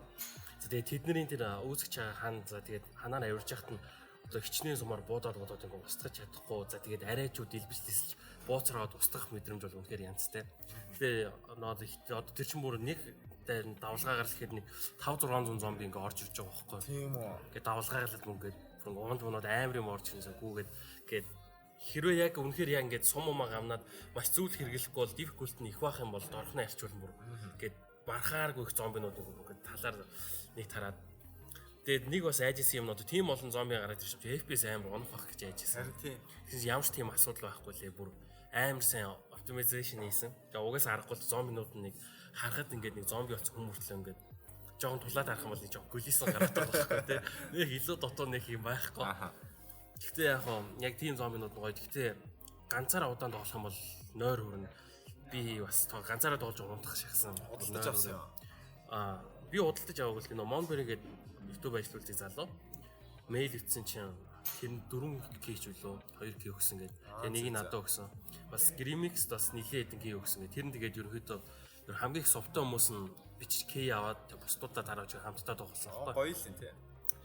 Ер нь бол тэр гоё. За тэгээд өөрөөр тийм нөө 6 класстай тэгэл нэг классаараа явуулаад ливлийн имэйл нэг перк нэг л тэрийг мөнгөөр аваад нэг буугаар заавал буудаж хийж л одоо дараачийн тоногийнх нь апгрейдийг гаргах нь жоохон ядаргаатай. Тэгээд одоо гэхдээ өөр нэг гоё юм их юм бол 16 трактортай байхгүй. Трактор болгоны хооронд тоглоод арын түүхийг нээж болдог. Арын түүх нь бол юм жижигхэн видеогоор гарч ирдэг. Тэгээд арын түүхнүүд нь бол бас нэлийн ер нь шинэлэг юм шиг надад санагцсан. Өмнө бос тоглоомнуудад бол байдгүй шүү дээ. Арын түүх нь бол зүгээр ингэ бичсэн байдаг бол видеогоор үзэхээр бас айгүй гоё юм лээ. Тэгээд зохиол гэдэг ах юм бол баг байхгүй. Тэгээд одоо тэндээс идүүлээ амьд гаргах хэрэгтэй. Тэгээд замаараа хаалмал гэлтэй. Гэхдээ энэ Left 4 Dead-ээс бол үнэхээр их хулгай хийсэн нэлээ. Left 4 Dead 4 дээр байдаг нэг спешиал зомбинууд байдаг да. Hunter, Tank Monk гэд. Тэд нэр арай төрхөн өөр, нэр нь өөр болох чадвар нь яг ижилхэн. Хүм үнэ нөөний хийлдэг дээ. Тэр мөрн хүртэл ижилхэн байгаа. Тэр нь жоохон тиймэрхүү санагчаа. Гэтэ өөр одоо чинь кинон дээр нэг чимээ гаргахаар гараа сонсоод бөөнөр ярддаг дээ. Тэрэн шиг чимээгүй явах хэвээр. Эхлээл орон шууд буу муудуулах юм бол за тэгэл нэг газараас гарах гэж баах юмнууд ирээл. Айгу бас гоё юм байлоо. Яг гоё дөрүлээ тоглоод тэгэх бол бас нэлээд гоё. Нэг тиймэрхүү тоглоом байсан. Гэтэ Epic Store дээр гаргасан болохоор Монголоос бол доотлол нь хамгийн доотлол нь 140 пингтэй. Тийм байлээ. Тэгээд хэрвээ Steam дээр гарсан бол мэдээ серверийн асуудал бол айгу гоё байсан баг. Тэг пинг мэгний асуудал бол зэ найзуудтайгаа тоглоход л гоё тоглоом гэж зөвлөмөр байна. Ганцаараа бол тийм ээ. Ганцаараа бол тогломоор тоглоом байл. Зөв. Подкастын зөвлөлөө нөгөө Days-Gone ревю үзээд World War Z-ийн бичлэгүүд тэр үзээс чи надад нөгөө Left 4 Dead-ийн бичлэгүүд YouTube-ээс саасаа нөгөө үзүүлэх гаргаад ирж байгаа байхгүй. Тэгсэн чинь нөгөө ганцаараа явж байгаа раануудын бичлэг гарч ирээд сүүл тэрийг үзсэн чинь амар сони юм билээ ингээд. Left 4 Dead чи ганцаараа явна гэж бол бидний санд багтахгүй шүү. Тэгмэд ганцаараа хамгийн хэцүү горим дээр нь тулгаж тавьж байгаа л ерөөсөө no damage run гэж гүйж байгаа. Ерөөсөө ганцхан гүйж байгаа юм уу? Ганцхан гүйж байгаа ерөөсөө. За. Тэгэл цухтаал бултаал зэмүүл юм байлээ. Сайн гараа. Харин гэхдээ комментууд дээр нь бол манай нөгөө God mod их төвчүүлсэн байна. Special effect баг байхгүй ш наа чи гэл тэгж байгаа юм л та. Гэтэ ингээд болоод байгаа нь зэмүүл харагдаж байгаа. AI director гэж нэг юм байдаг шээ Left 4 Dead дээр. World War Z дээр тийм байсан. Одоо эхний үедэр цөөхөн зоог тавих юм бол дараачих дээр нь хард. Шууд эхнээсээ л тогтсон тоомоо биш difficulty-с л хамаарах. За тэгээд ер нь тэрийг ямар тоолж чадах шүү дээ. Нэг үе дээр бол нэг дунджар бол нэг 1500 хамгийн багадаа 1500-аас 3000 хавцаа зомбинууд бол гарч ирнэ. Киллерээ нэмээд харахад гэж харагдаж байна. Тийм бүх сүүлд нөө хийсэн килүүд, спешиал килүүд энтрээ нэмээд хараад. Тэгээ ерөнхийдөө нэг чимээ гаргаад буудалцаал чимээ гаргаад явах юм бол гарах зомбинууд улам гарч ирээлээ. Тэгээд нэг хэсэг газараас зайлахгүй би нэг ямар үе дээр нэлээ нэг юм банкны хаалган голгодог үе гэдэг байхгүй. За баахан Torrent энтер тавьсан, Mortar энтер тавьсан. Тэгээ манай нөө хүмүүс байрлаа эцсэн. Яг тэр үе дээр би бүр ангаагаад бүр гайхчихсан. Үнэхээр таалагдчихсан. Нөө нэг банкны хаалган голгоо орохын тулд бүх хаалгыг онгоолгоно гэдэг. Бүх хаалган онгоолгох юм бол ч бодоо болно шүү дээ. Тэгээд ямар ч хамаагүй гэдэг. Бид нар энэ барьж чиглээс онгоолгочих гэдэг. Тэгээ хаалган онгоо бол гарууд ирж ийн гэдэг байхгүй. ингээ гүүрээс ингээ бүр асгарж байгаа юм чи ингээ тийм ус асгарж байгаа Харин юм. тийм. Тэгэл өөний хаан маань хашаагч юм жоохон ганц тэнийг юм гэх юм болоод яг бодит зүйлээр яг бодоод үзэх юм бол юм нөө одоо зүгээр юм торын юм хашаагаа сте одоо нэг дундаа нэг мөхтэй грэстэй тийм хашааг эвдэж чадахгүй тэр олон зам нэгээд давж гарч ирдэг жоохон тэнэг. Гэхдээ тийм юм давхгүй шууд орж ирэх юм бол угаасаа дийлдэхгүй. Харин тийм. Тэгээ тэрэн дээр амар байлцсан. Ингээ 200 сумтай булмат интерьер бараг 4 5 галлаад гаруудыг алаад дийч тэгээд хурдан ормоор гэдэг аахгүй юм. NPC. Тэгээд бид дөрөв орохгүй байхаар шийдээд хүлээгээд үлдээгээд тэгсэн чинь бүр хичнээн буудаад дийлхлээр дийлхэргүй тийм зомнууд гарч ирээ зүгээр нөмрөөл аваа. Тэр нь бол өстой айгуу гоё юм байна. Тэгээ буудангууд аягаар амархан унаал гэдэг нь аяар кайф дарагдсан юм биш ерөөс. Гэтэ ойрын зайн нөө нэг мачитагаар авчиж мавчих бол тэрэнд үйлдэл нь бол бас арай аргуу чаашаа. Арай хотлоо болсон гэх юм одоо. Одоо бүр одоо тэр цаана 20 морин бараг 5 метрийн зайтайгаа зомбиг одоо эфэ дараад одоо мачитагаар авчих бол шууд өсрээд ч юм ингээд Нэг дахь гулгаад авчичдаг. Тэр нь жоохон тиймэрхүү. цухтахад амарлаа наач тий.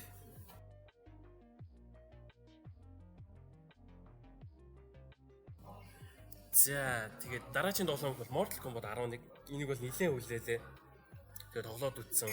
Үнэхээр гоё тоглоом болсон байлээ. Нөхдүүд жоох муу үнэлгээтэй байгаа л та нэг тоглогчдын өвс гэх юм бол microtransaction байна. Тэгээд challenge модын баахан муулсан байдаг шүү дээ. Заавал юм худалдаж авахгүй бол урагшлахгүй. Тэр бол юу вэ зүгээр сугуудалт гэж хэлэх Тийм үү? Би эхний 8 цаг бараг Sub-Zero, Scorpion 2-оор дадлага хийгээд яг тоглолтод орж эхэлсэн. За тэгэхэд бол үнэхээр бол амархан байсан л та. Үнэхээр амархан энэ very hard дээр бол үнэхээр хэцүү л да. Угаасаа хамгийн дээд difficulty. Hard дээр бол бас нэг яаж хийж байгаа үзээд бол барчиж байгаа. Тэрнээс доошоо бол үнэхээр амархан. Тийм болохоор заавал бас юм худалдаж аваад авах шаардлага байхгүй. Гол нь тэгээд энэ тоглоомны шин гормууд нэг гоё. Дооч Mortal Kombat 4 тоглож бол choose your destiny гэж нэг тавар сонгодог байсан да. Санаж гинөө. Би нэг тоглодгүй байсан. Тийм тавар сонгоод одоо хідэн үнэтэй тулж хийж одоо хөв тавилангаа шийдэх гэдэг байхгүй. Тэр модууд нь орж ирсэн. Тэр нь тэгээ хоёр төрөл. Нэг нь зөвхөн тавартаа алцаа яваад иж болно. Нөгөөх нь тавраа дуусгаад шинэ хүнний юм хүмнээж болно. За. Нөгөөх нь бол third person shoot руу оруулцдаг. Crypt гэдэг мод байгаа. За. Одоо чи киног нь үзчихсэн үү? Нилийн дээр үе нөө. 1995 онд гарч исэн анги. Хальт харж байсан гэхдээ үзэж байгаагүй. Тийм одоо тэн дэрний Шангцун гэдэг нөхөр байгаа сте. Тэр чи яг киноныхаа жүжигчний дүрээр орж ирээд DC дээр. Тэгээд оронгууд нэг юм аялагч тэр Шангцунгийн арал дээр очиод тэг ингээд тэн дээр ингээд эрдэнэс хайгаад хүмүүстэй зодтолтоод явж байгаа талаар гарна арлын судлаа. Тэр нь тэгээд 3 дугаар биенээс харагдана. 3 дугаар биенээс харж иж дайсанд харах юм бол нөгөө 2.5D зураглал ороод тулдаг жишээ нь. Түүнээс гадна би одоо өөрийнхөө AI-уудын багуудыг бүрдүүлж болдог байхгүй. Одоо тоноглоод яг 3 4 хүнээс ч юм уу ингээ баг бүрдүүлээд өөр хүний тоноглосон багууд хэсэг зодтолтуулж болно. Хүн тодтолдохгүй. Хүн зөвхөн багаа бүрдүүлнэ ер нь дасгалжуулагч болоо. Тэгээ шагналын төлөө AI-ууд нь хоорондоо үзэлцэн явдаг. Тэр мөр нь бол бас аягүй хөгжилтэй. Тэгээд тэр customize хийдэг юм нь бол миний бодлоор одоо нэх гоё юм. Тэр чинь уг нь бол гоё харагдвал гоё юм сте тий. Уул нь амар олон сонголтоо гэж яриадсан. Олон сонголт байгаа ч гэсэндээ бас надад бол нэг таалагдаагүй нэг нөө загварын хөвд гэх юм уу та. Нэг таалагдаагүй. Түүнээс бол бусдаар бол гайгүй. Тэгээ ганц жоохон сэтгэл төрөхгүй байгаа юм гэх юм бол энэ main menu дотор 30 FPS-тэй гэдэг юм лээ. Цаанаас логчдаг. Тэр нь нэг юм гацаад байгаа юм шиг. Тэгээд яг fatality тэр brutality гэдэг гоё cutscene-ууд гарна шүү дээ. Айгуу гоё.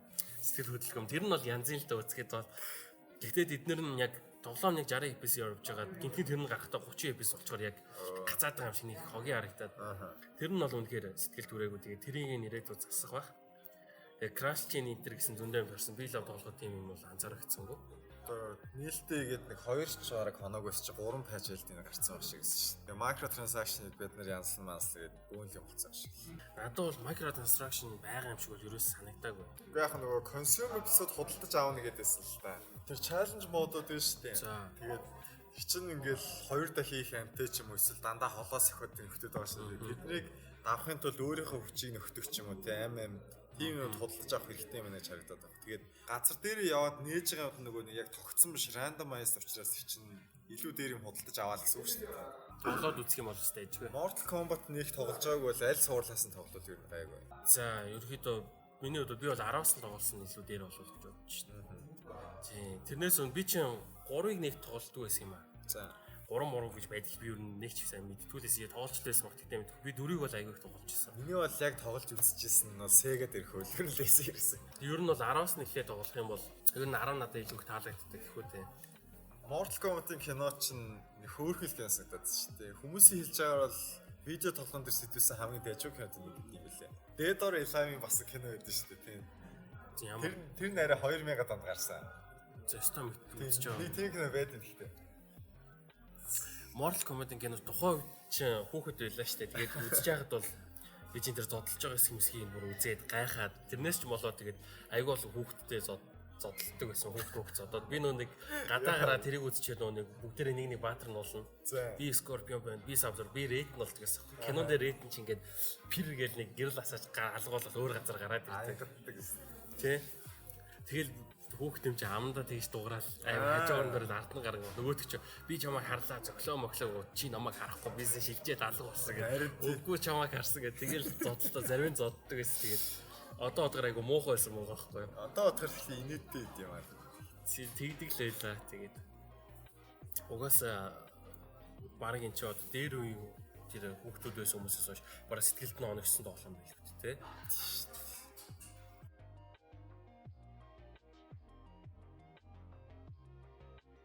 За өнөөдрийн подкаст бол энэ төрөд ирэхэд өндөрлөе гэж бодож байна. Зөвхөн өөрсдийнхөө сонь сахныг нэг хальт ярилцъя. Заавал тэр жоохон таархан бос учраас өмнөх подкастаас эхлээд ер нь дүрсжүүлэхээ болио гэж бодоод. Тэгэхгүй бол нөгөө нэг орой гэртээ ирэл ямаа янзлж байгаа. Тэгээд заримдаа эн чинь нөгөө нэг бичлэг янсаас авч нэг хөвгөлтэй ажил биш ч гэдэг. Тэгэл нэг өдөр суун, хоёр өдөр суун удах юм бол бүр 3 өдөр ингээд чөлөө цаг байхгүй, ямар ч амралт байхгүй, тоглохгүй, кино үзэхгүй, ном ч уншихгүй болохоор ингээд төвлөдчдэг аахгүй тэгээд тэгээ бусад юмны ажгаар тэгээд геймплей төр хийнэ гэж байгаа учраас тэрвэл нэлийн боломж нэлийн хэцүү талтай болохоор байсан тэгээд одоо оруулж байгаа юм одоо тогтвортой оруулахын тулд одоо бичлэгийг бол болиулаад юм подкастыг бол одоо яг цэвэр подкаст хэлбэрээр зөвхөн сонсож хүлээж авахд ойлгомжтой байдлаар нь оруулахыг хичээсэн байгаа.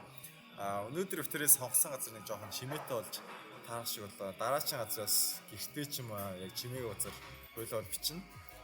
За миний сонир гэх юм бол одоо олон жил хүлээсэн эцэст Metro Exodus-ийн бичлэг хийсэн. Урт бичлэгүүд хийгээд явчих надаа ингээд төвлөрөөд үзэхэж тэр ингээд тоглож тэр илүү амар байдаг. Тэгэхгүй ингээд ганц өдөр суугаад 30 минут тоглоод хахаар ингээд яг нөгөө Metro Exodus-ийн ертөнцид орцсон ингээд контроллерууд нэгээд гар хуруунд орцсон байх нэгээ гүйцэж л амар байдаг. Тэгэл яаж ч нөгөө дөрүүдийнхээ нюансыг санаж байгаа үзэж харсаадаа мэдж байгаа бол илүү нөгөө immersion гэдэг чинь тэр ертөнцид уустай илүү амар байдаг. Тэгээд дараагийн бичлэг гэсэн юм нь бол нэлээд урт хэмжээтэй байх. Тэгээд дараагийн бичлэгийг болохоор нөгөө Mongoose Friends гэдэг Facebook групп нээсэн байгаа. Тэгээд тэнцээ сонирхож байгаа хүмүүсээ ярилцаад сансуулга явуулж үзсэн. BioShock ялсан байгаа. Тэгээд яг хоо дахиад нэг юм нэг ганцаараа яваал хичээвэтэй байлдаад тоглоом ялчлаа. Гэхдээ ингээд зарим тоглоом хүмүүсийн саналаар зарим тоглоом өөрийнхөө энийг тоглоод үзүүлчих гэсэн юм бол тоглоод явна. Ерөнхийдөө бол гоё зохиолтой, гоё ертөнцтэйс гоё дөрүүдээ тоглоом тэгэл тоглоод явна. Тэгээд би ч айл болох нөгөө юмуудыг нь орчуулаад энэ ямар учир утгатай байл мэдж аваад нэмэлт юм харснаа ингээл олж мэдсэн тайлбарч хичээдэг болохоор тиймэрхүү тоглолтууд бол байх хаа. Тэгээд шууд залгуулаад хийгээгүй учрах юм бол амрах хэрэгтэй байсан. Орой гэртээ ирээл 7 хоногт нэг 2 юм 3 удаа бичлэг хийж байгаа байхгүй юу. Тэгээ амралтын өдөр заримдаа явчихна. Юу ч хийхгүй зөвхөн бичлэг зарсууж ирсэн шүү дээ. Тэгээд нэг 3 юм 4 цагийн бичлэг хийгээд тэгээд тэрийг нөгөө илүүд хэсгүүд өөдөртэй хэсгүүд ингээд таслаж янзлна. Тэгээд тэрийг рендерлэн нөгөө 1080 60 FPS-ээр яаж учраас сөөрхөн хугацаа ордог. За бичлэг хийхэд нэг өдөр, за тэрийг янзлаад док болгоод рендерлж хийхэд нэг өдөр болгоо шүү дээ. Тэнгүүд аплод хийхэд заашгүй нэг өдөр болчихж байгаа байхгүй. Тэр чинь нэг 10 хэдэн баг урт бичлэгүүд нь баг 18 9 гиг болчихж байгаа. Тэгээд тэрийг аплод хийхэд бол баг нэг 13 4 цаг болж байгаа. Univision интернетийн хурдаар бол. Тэгээд ер нь нэг бичлэг ороход бол ийм нэг 3 хоногийн нэг дамжлагыг бол туулж байгаа шүү дээ тий. Тэр нэг өдөрт 30 минутаар тоглоно гэж би анхандаас хийж байхад яг нэг тоглоомыг айгүйх тоглоомор юу ч үлээ та нэг цаг тоглолцоод тэгээд нөгөө бичлэгийн янзлаар рендерлцсан. Тэгээд оройн унтж чаддаг. Тогломоор санагдаад байдаг. Бичлэг хийж чаддаг. Гэрт хүмүүс байдаг. Тэгээд бүр яахаа мэдгүй ингээд тоглож чадахгүй хараа сууд гэвэл тэгээд ер нь бол бөөнд ч үлөөг нь айгүй амарч шүү дээ угаасаа. Үзэж байгаа хүмүүс ч бас амар л байдаг. яг өөрийнхөө үүднээс чанарын нараа багасгаад халтуурны хийгээвч тэгэл өдөр болгон хийгээл явж болно л та. Гэхдээ би одоо нэг 5 жилийн дараа ч юм те эсвэл адаглаад нэг жилийн дараа үзэхэд л нэг шал сони нэг өчтөр ядраад гэсэн биш тийм төвлөрөөд чи юм учиртай байд энэ хань хамаагүй юм ярихгүйгээр нэг одоо үнэхээр л тэр юм хүргий гэсэн юм гайгүйхан шиг юм хийж яж одоо болохоор одоо YouTube өдөр болгон бичлэг аплод хийдэг хүмүүс илүү ээлтэйгээр ханддаг ч гэсэн одоо чанарын талаас тэр надад үн цэнтэс нэг зорч хийж хийгээд байна. За ингээд мөнгөн геймплей ч юм болж байгаа юм өстэй тий.